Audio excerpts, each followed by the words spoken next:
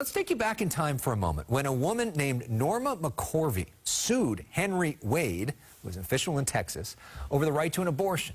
The court gave her the name Jane Roe. The case went to the Supreme Court, and justices ruled 7-2 in favor of Roe. In 1989, Roe was represented by Gloria Allred. Gloria joins us now live to share her reaction tonight after just attending one of the protests in downtown L.A. Also with us, with a different perspective, is Jonathan Keller. He is the president and CEO of the California Family Council. We appreciate him sharing his perspective tonight. Gloria, let's start with you. We have talked about this issue for so many years together now, talked about your personal connection to this issue. This is one of the causes of your life. Now that it's finally happened, which a lot of us expected, what's going through your mind tonight? Well, first of all, I want to commend all of the protesters. Yes, they're disrupting life in Los Angeles by being on the freeway and being on the pavements and then in the street.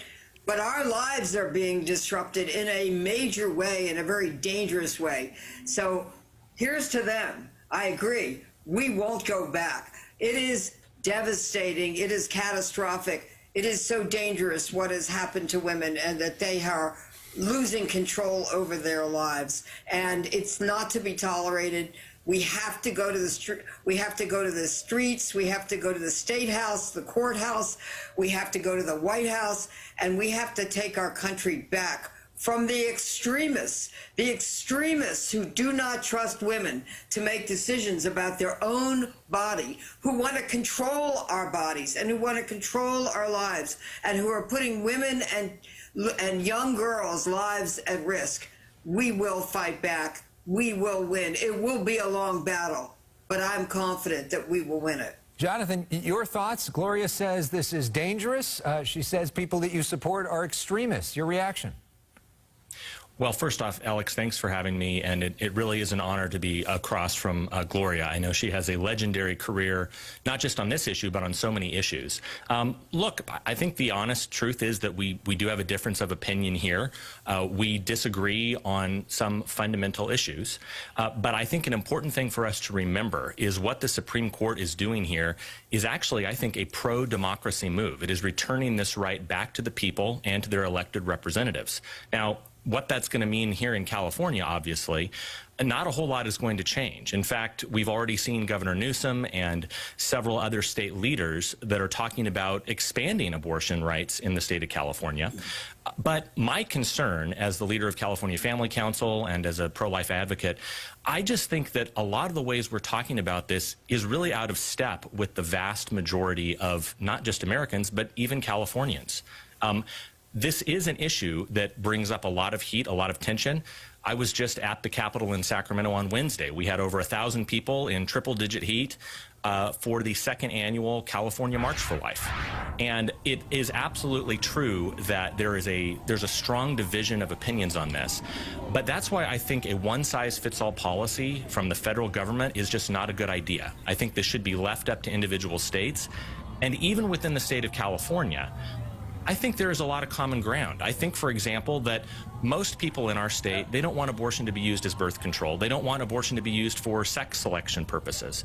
I would hope that we'd be able to come together and find ways to reach across the aisle and provide pro-woman, pro-child, pro-family policies that are good for all Californians. Well, Jonathan, if I may respond, first of all, with all due respect, the family, the anti-choice movement, which calls itself the pro-life movement, which I will call the mandatory motherhood movement, is really not implementing family values in some states. For example, there are states that even if a teenager gets pregnant, and even if she wants to have an abortion, and even if her parents agree that she should be able to have a safe and legal abortion, that family will not be honored in that state. Their choice will not be honored. They will not be able to get a legal abortion in that state. So much for family values. And again, I don't agree that a fetus should have, or that even a fertilized egg should have more rights than an adult woman. Yes, we're pro-choice in California, and we are darn proud of it as well. And we fought to make this a pro-choice state, and we are going to make sure that it stays a pro-choice state. But what about all the other women and girls' lives you are placing at risk? Let's not live in a fantasy world, Jonathan. There are people who are going to have abortions, but they're going to be illegal, they're going to be unsafe abortions, and they're going to die from infections, or they're going to die, or they're going to be maimed. And, you know, this is not right to put a woman and a young girl's life at risk. Poor women and young women and rural women and women of color, you know they don't have a voice. You know they don't have power. And now they don't have rights to control their own body. And that is wrong and cruel and dangerous. Jonathan, your response. Well, you know, it's interesting. One of those states that is full of a lot of poorer women, especially women of color, is Louisiana. We had State Senator Katrina Jackson from the state of Louisiana speak to us on the steps of the Capitol just this last Wednesday. Senator Jackson is an African-American woman, but she's also pro-life. And I think that we really can have a difference of opinion on this. We don't have to, I think, demonize each other. We don't have to attack one another. And I'm actually grateful to see that in many parts of the country, the life issue, the desire to try to protect both unborn children, but also their mothers and their families, it really can be a bipartisan issue. I think this is something that there's a lot more that we have in common as Americans. I think nobody wants to see young people faced with a difficult pregnancy. Nobody wants to see a child born into a home where they're not going to be loved and taken care of. There's a lot of common ground, and I think what we need to do, I know it's hard on a day like today, but we need to try to find ways to tone down some of the rhetoric and hopefully reach across the aisle for the good of families and communities. Well, Jonathan, with all due respect, I don't intend to tone it down.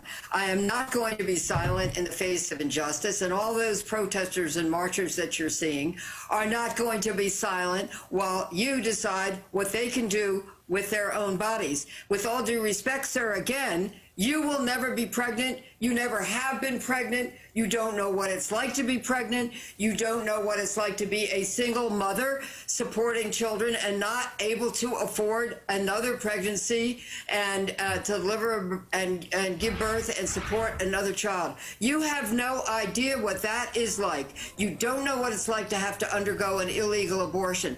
So come on. This is, you know, you can have pretty words and we can talk about compromise, but there's no compromise about, because you have no right to decide what I can do with my body. Okay, unfortunately we are out of time, although I would love to keep this conversation going, and I appreciate both of you sharing your perspectives, which are so passionate.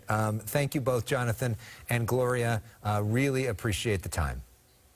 Thank you, Alex. Thank you. Still to come.